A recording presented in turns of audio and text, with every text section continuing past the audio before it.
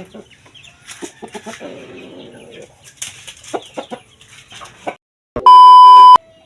morning mga tol. Welcome back nga pala sa aking channel. Matagal-tagal na rin hindi ako nakapag-upload ng mga video ko. Sa kadahilan ng mga tol na sobrang busy kasi sa paghahanap buhay. So ngayon mga tol, update tayo sa aking mga alaga mga tol. Yung mga alaga kong mga samo, mga manok.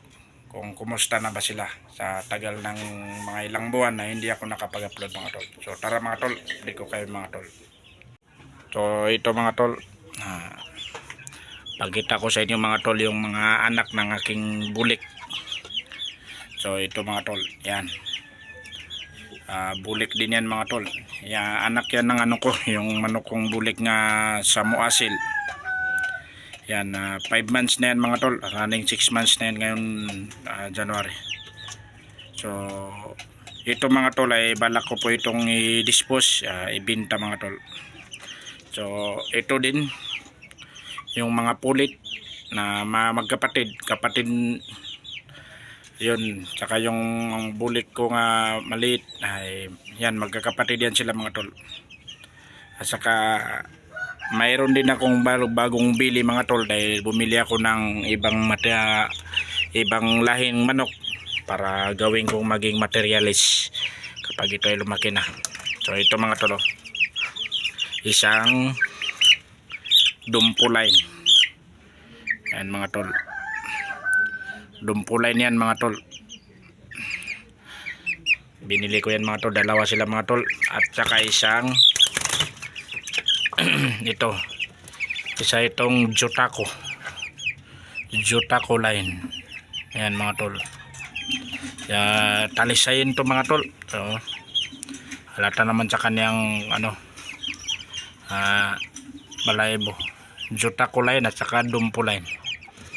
Yan mga tol, pag ito ay lumaki ay gagawin ko itong materialis para makapag-breed ng ibang lahi mga tol. Kasi yung unang mga manok ko ay yung bulik ko ay sa Muasil yun kasi mga tol.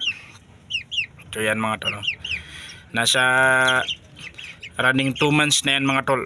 So yan naman kung gano'n sila kalaki. Running 2 months na yan. So dito ko muna sila pansamantalang nilagay mga tol dahil wala pa akong bakanting kulungan at plano kong bumili para sa kanila. So pakita ko din sa inyo mga tol yung anak ng aking yung upgraded na native. Ito yung mga anak niya mga tol, tatlo.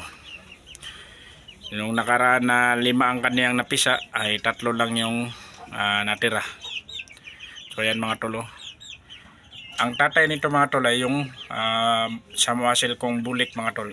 Pero yung nanay nila ay isang native na manok.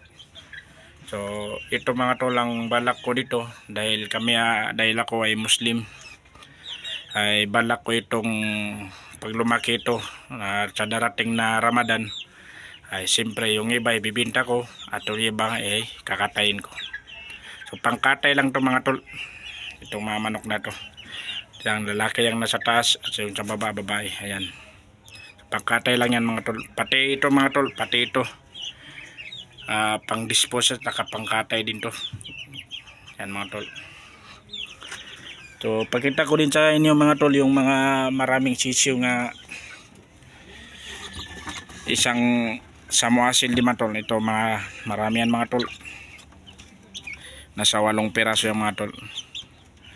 Ayan mga tol, magagandang lahi yan mga tol. Pag lumaki ito sila, kasi nasa 6 yatang lalaki nito, 6 saka 2 babae, 5, 3 babae at saka 5 lalaki. So yan mga tol.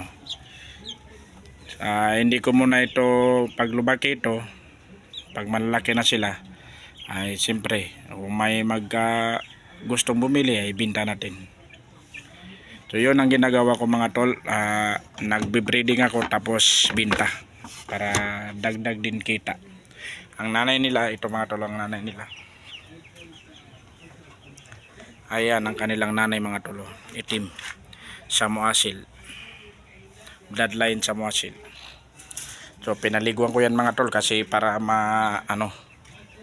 para breeding natin ulit para dumami agad. So ipiplex ko sa inyo mga tol yung tatay ng yung aking Samoa Seal kung kumusta na ba siya. So tama na. So ito mga tol, oh. Ito yung aking Samoa Seal nga bulik. Ayan mga tol, gwapong gwapo, sobrang laki. Ngayong January mga tol ay nasa 2 years old na ito mga tol. 2 taon na ito sa akin mga tol. Ayan o. Ito. Ang nag-iisa kong tandang ngayon dito sa aking munting backyard, munting manukan. Ito mga tol. Laki di ba mga tol?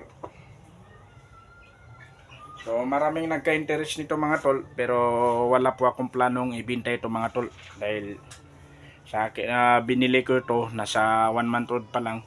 So ngayon ay nasa 2 years old na sa akin. So kapag ang manok ay sayo na tumatanda, mahirap talaga bitawan or ibenta. So forever na to sa akin mga tol, hanggang sa akin na ito mamatay. Wala talaga akong planong ibenta ito mga tol. Ayan, mga tol. So plano kong paramihin ito mga tol para makapagbenta na naman tayo mga tol.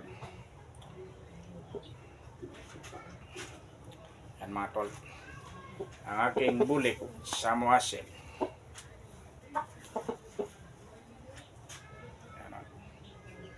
Ayan mga tol, oh.